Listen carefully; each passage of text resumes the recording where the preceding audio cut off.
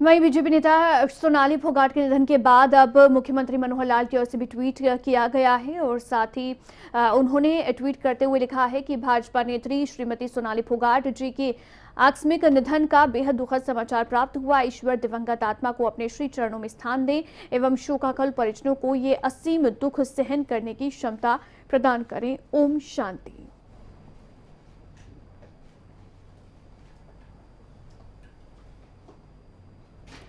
दुष्यंत चौटाला की ओर से हरियाणा के डिप्टी सीएम की ओर से ट्वीट करते हुए लिखा गया, saddened to learn about the untimely demise of BJP leader Sonali Phogat ji, may her soul rest in peace. तो ये आकस्मिक निधन की जो खबर मिली इसके बाद से दुखी हूं और उनकी आत्मा को शांति प्रदान करें। तो ये ट्वीट डिप्टी सीएम की ओर से भी लिख किया गया।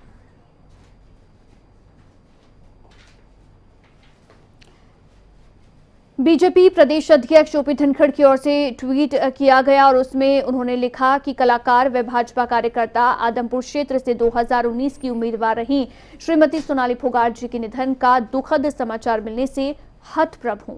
गोवा भाजपा अध्यक्ष श्री शेत सदानंद जी से बात कर परिजनों के सहयोग का आग्रह किया है। तो ये ओम प्रकाश धनखड़ की ओर से ट्वीट किया गया। कुलदीप बिश्नोई की ओर से ट्वीट करते हुए लिखा गया, सोनाली फोगाट जी के अकस्मात निधन की सूचना से बेहद आहत हूं। वे बेहद मिलनसार एवं बेहतरीन कलाकार थीं। परमपिता परमात्मा उनको अपने श्री चरणों में स्थान दे तथा परिजनों को इस असहनीय पीड़ा को सहने की शक्ति दे। ओम शांति। और इस समय हमारे साथ फोनलाइन पर खबरें अभी तक के संपादक नासिर कुरैशी हमारे साथ फोनलाइन पर जुड़ गए हैं।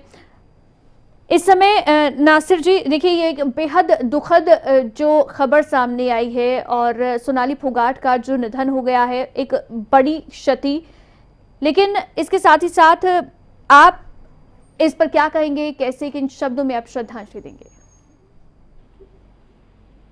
अवंतिका, इसमें कोई शक नहीं है कि एक बहुत ही दुखद खबर है और जिसने भी इस खबर को सुना है सभी इस खबर को सुनने के बाद चौंक गए और पहली बार तो किसी ने यकीन भी नहीं किया। काफी देर तक लोग इसी कोशिश में रहे कि ये गलत हो और पुष्टि भी लोग करते रहे।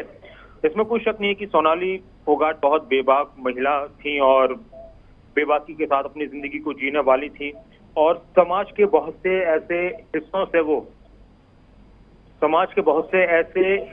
वो अपने आप को साबित करती रही हैं, जो बहुत सारी चीजों को लेकर, महिलाओं को लेकर या फिर महिलाओं के कामकाज को लेकर सवाल उठाते रहे हैं, लेकिन उन्होंने हमेशा अपने काम से, अपनी पहचान से, अपनी बेबाकी से सबको जवाब दिए हैं। और हमारी श्रद्धांजलि है, सादर नमन है और उनके परिवार के लिए ये बहुत ही दुखद घड़ी है और खासतौर से उनकी बेटी के लिए।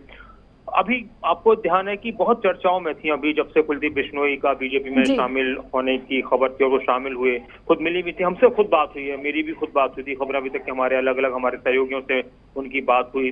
तो बहुत बेबाकी के साथ वो अपनी बात को रख रही थी और उन्होंने यही कहा कि वो अपनी पहचान बनाए हुए हैं और उनको यकीन है कि उनकी पार्टी उनके साथ जो भी करेगी अच्छा करेगी और वो एक राजनेता के रूप में भी अपनी पहचान रखती थी और एक मशहूर कलाकार के रूप में उनको अपनी एक पहचान बनानी थी।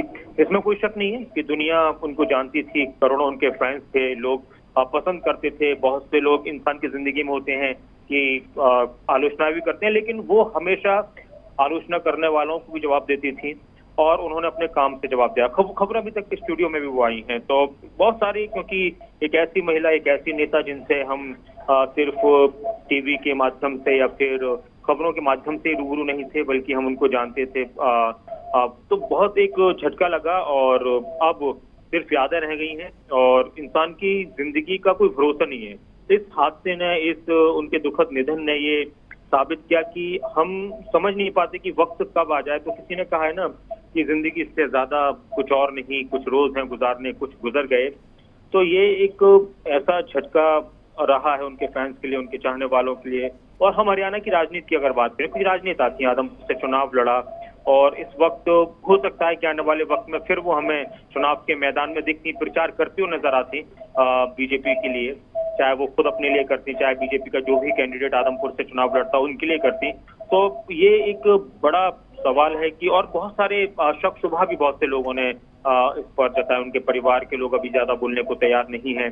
कुछ जगहों से ये भी आवाज आई है कि उनके साथ जो ये उनका निधन हुआ है तो इसकी जांच भी होनी चाहिए कि आखिर क्या वजह रही। तो पोस्टमार्टम होगा, उसके बाद क्या कुछ पता चलता है, ये सारी चीजें। लेकिन इसमें कोई शक नहीं कि एक बड़ा झटका उनके फैंस के लिए, चाहने वालों के लिए और हरियाणा की राजनीति में जाहिर तौर पर। और जैसे आपने जिक्र भी किया कि क्योंकि आदमपुर को लेकर इस समय चर्चाएं तेज थी, उपचुनाव होना है, तो वहां से कुलदीप बिश्नोई जब बीजेपी में शामिल हो गए तो कौन लड़ेगा, क्योंकि 2019 में खुद सोनाली फोगाट बीजेपी की कैंडिडेट रही हैं आदमपुर से। इसका मुझे लगता है एक बड़ी बनकर या एक पॉजिटिव संदेश देने की कोशिश ये की गई कि कुलदीप बिश्नोई जब उनसे मुलाकात करने पहुंचे, वो तस्वीरें साझा की गई और बहुत पॉजिटिव तरीके से आदमपुर पर कोई यहाँ पर कश्मकश नहीं हुई या कोई रस्साकशी उस सीट को लेकर नहीं दिखाई गई कि हो रही है कहीं पर, और बहुत ही अच्छे तरीके से इस विषय को हैंडल भी किया गया उनकी ओर से भी।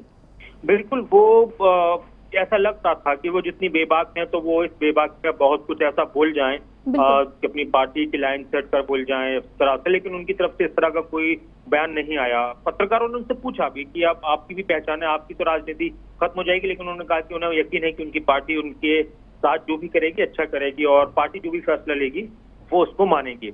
तो यहाँ पर उन्होंने बहुत संजीदगी के साथ और कहते हैं ना सुलझे हुए नेता के तौर पर तमाम सवालों के जवाब दिए। और कुलदीप बिश्नोई के साथ उनकी जो मुलाकात हुई है वो तस्वीरें भी सामने आई।